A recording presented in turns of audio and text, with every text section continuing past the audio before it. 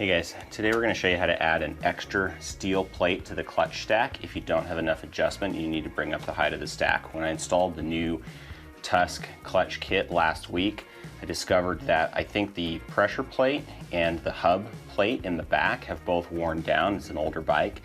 And so when you install the new clutch stack, you're actually a little bit shorter on the adjustment. So you can see I've got the clutch pulling just fine, but the adjustment is all the way out. As this clutch burns in a little bit, that adjustment's going to hit the end and I'm not going to be able to actually get the clutch stack to connect anymore. So what I'm going to do is put a steel plate in, raise the height of the entire stack, and that'll bring this adjustment way back and give me some more room to play.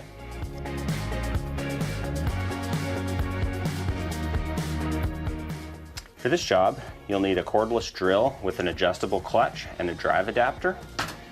You'll need a socket wrench. You'll need a 10 and an 8mm socket. You'll need a pair of pliers to pull the cable out of the perch. You'll need a 12mm wrench to adjust the clutch cable length, and you'll need some extra steel plates. The first thing that you want to do is remove the clutch cover and take off the clutch connecting cable.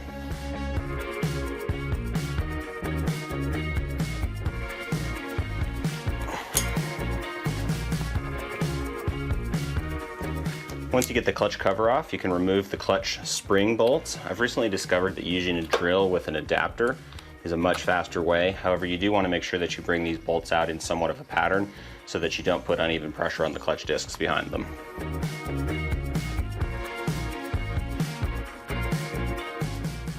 Once the bolts and springs are removed, you can then remove the pressure plate and get at the clutch stack. Here's the steel disc I want to add to the stack. I should have kept the extra steel discs that I removed when I replaced the whole stack last week. In this case, I went on eBay and found a used clutch stack. It seems to be in pretty good condition. I would even consider using these friction plates as the ones that are in there wear down. But certainly these steel rings are in fine condition. I'm happy to add one to the stack. Now, what we're actually doing by adding a steel ring is basically doubling the thickness of one of the existing steel rings. So you're not going to add the number of plates. In a sense, you're not adding an alternate, but what you'll do is put this on next to one of the existing steel plates, or if you can fit it, it's nice to put it next to either the hub or the pressure plate because you'll prevent further wear to the hub or the pressure plate by doing that. I noticed in the Recluse clutch I installed recently, they actually have the stack sandwiched between two steel plates, I think specifically for that purpose, to protect the inner and outer surfaces that are much more expensive to replace. In this case, the stack height doesn't allow me to add this steel plate to the outside end because the inner basket grooves just don't come out that far. But what I can do is take the entire stack out and put it in the back because the legs on the basket that hold the friction pads actually stick out a little bit further. So I can lift this friction pad up here like that. I don't have to worry about the height of the hub in center.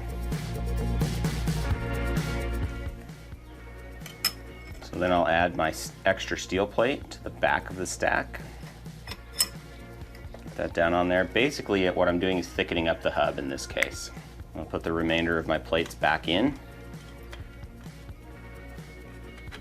From this point, I'm basically installing the stack in the original order. I'm actually keeping these plates in the exact original order, but what matters is that you alternate friction and steel discs. Start with a friction disc. It's going to go back against the extra plate that you added. Go up from there.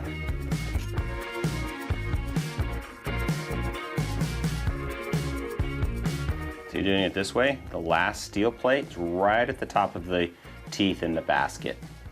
Just enough to bite. Couldn't add another one to the top on this side. The last friction plate is also right at the top of the teeth in the basket. So that's as much extra as you could add to the stack. Now, as far as I know, you cannot add an extra friction plate without also adding an extra steel plate, because if you put friction plate against friction plate, there's nothing for them to bite on the other surface, and you would effectively lose one of the friction plate surfaces. I guess you would add stack height, but they're also not as strong. I would really not recommend doing that. Once you get the clutch plates in, you can replace the pressure plate and replace the springs and the bolts that hold the springs.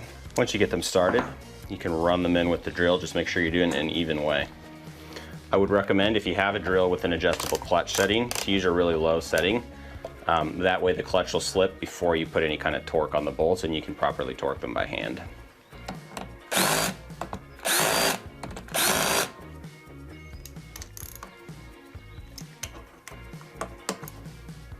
Once the pressure plate's bolted in place, you can go ahead and add the cover. So you can see how much more adjustment I've already got out of it. I haven't bolted this cover on yet, but if you remember when I was taking this off, I really had to press quite a bit on this lever to get a little bit of slack. Here I've got lots of slack. Once the cover is bolted in place, you can replace the cable into this pull lever, just like that. Now you see I've got tons of play in the cable, so I'm going to go ahead and adjust it. I want to move the cable mount back in the perch until I get the right amount of clutch tension. Before you adjust this, I recommend that you set the one at the handlebar, the quick adjuster, somewhere in the middle so that you have some adjustment back and forth on the trail, and then adjust this to pick up the slack. That way you won't have to get into this component if you're out on the trail and things settle in a little bit. Tighten up this lock nuts on the adjuster and you're good to go. Now you can adjust out the lever, get exactly the right amount of clutch free play that you like to ride with, and you're all set. Hey guys, thanks for watching. If you're learning something from these videos, we'd appreciate a like and subscribe, and we'll see you next time.